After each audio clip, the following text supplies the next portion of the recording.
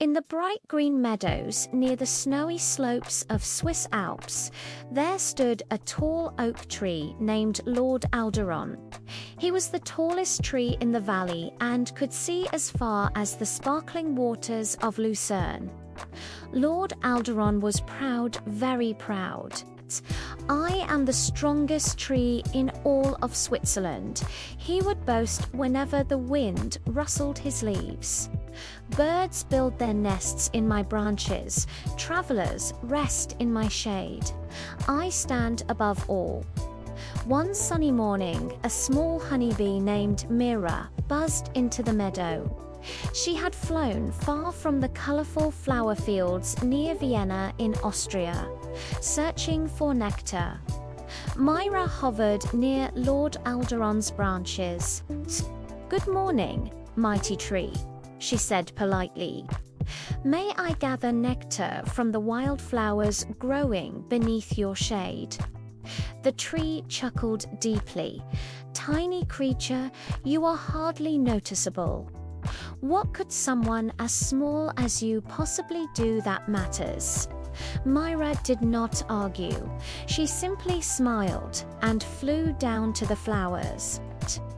All summer long, Mira and her fellow bees worked tirelessly.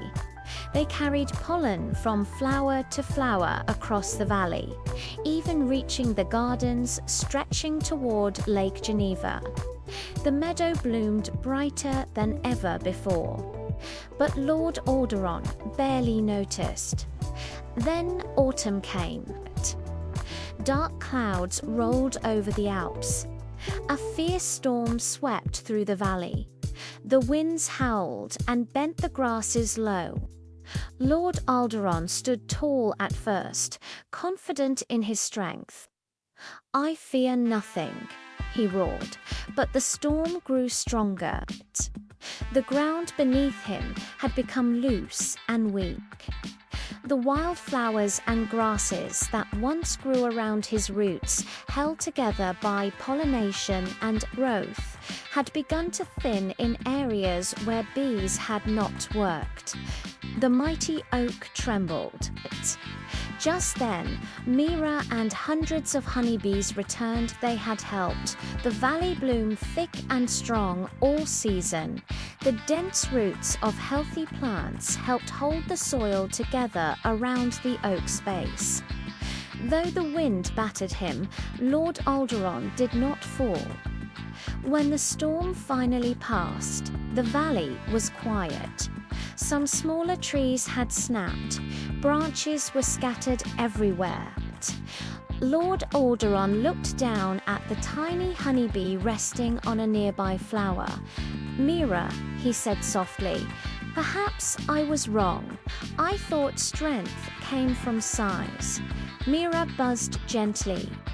"True strength often comes from working together. Even the smallest wings can protect the tallest trees."